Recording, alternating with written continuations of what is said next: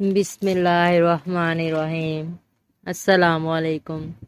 1932 عراق میں جب دو صحابہ کرام رضوان اللہ اجمعین کی قبور مبارک میں پانی داخل ہوا اور ان کے مزارات کو انہی کے حکم سے منتقل کیا گیا تھا، عراق کا بادشاہ ملک فیصل گہری نیند میں تھا۔ اس نے خواب میں دیکھا کہ کوئی اس سے کہہ رہا تھا، ہم رسول اللہ صلی اللہ علیہ وآلہ وسلم کے دو صحابی دریائے دجلہ کے کنارے دفن ہیں۔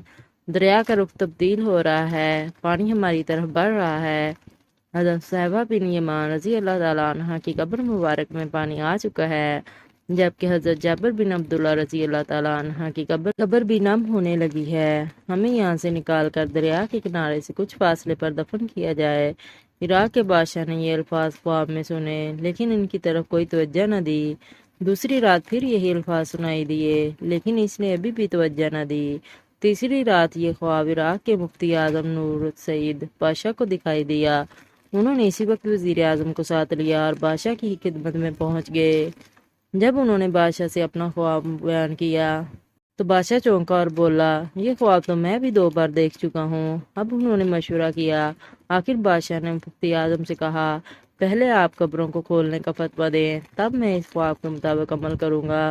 مفتی اعظم نے اسی وقت قبروں کو کھولنے اور اس میں سے مقدس اجسام کو نکال کر دوسری جگہ دفن کرنے کا فتویٰ جاری کر دیا۔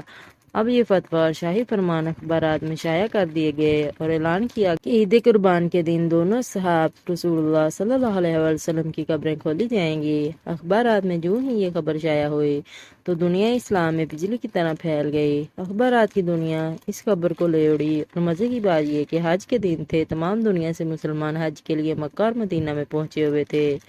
انہوں نے درخواست کی کہ قبریں حج کے چند روز بعد کھولی جائیں تاکہ وہ سب اس پروگرام میں شرکت کر سکیں۔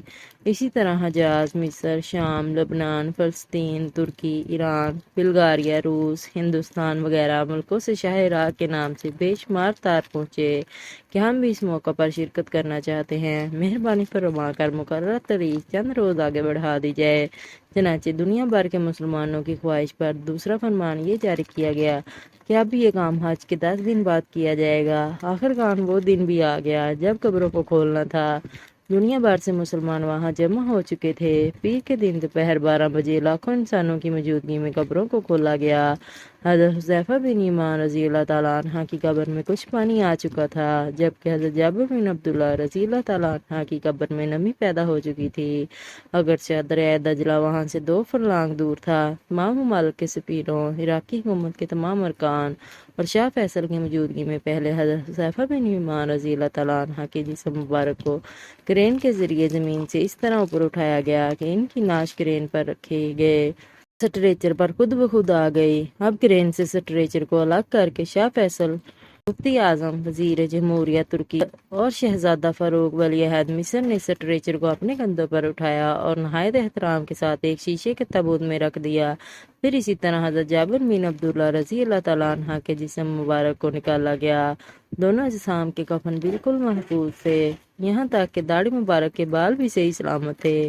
اجسام کو دیکھ کر قطعاً یہ احساس نہیں ہوتا تھا کہ وہ 1300 سال پہلے کے ہیں، بلکہ یوں گمان گزرتا تھا کہ انہیں وفات پائے ابھی مشکل سے 2-3 گھنٹے ہوئے ہیں۔ سب سے عجیب بات یہ کہ دونوں کی آنکھیں کھلی ہوئی تھیں۔ ان میں اس قدر تیز چمک تھی کہ دیکھنے والے ان آنکھوں میں آنکھیں ڈال کر دیکھ نہ سکے۔ بڑے بڑے ڈاکٹر یہ منظر دیکھ کر دنگ رہ گئے۔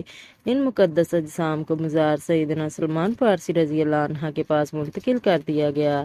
سچ ہے کہ محمد صلی اللہ علیہ وآلہ وسلم کے غلاموں کا کفن میلا نہیں ہوتا۔ بے شک سبحان اللہ۔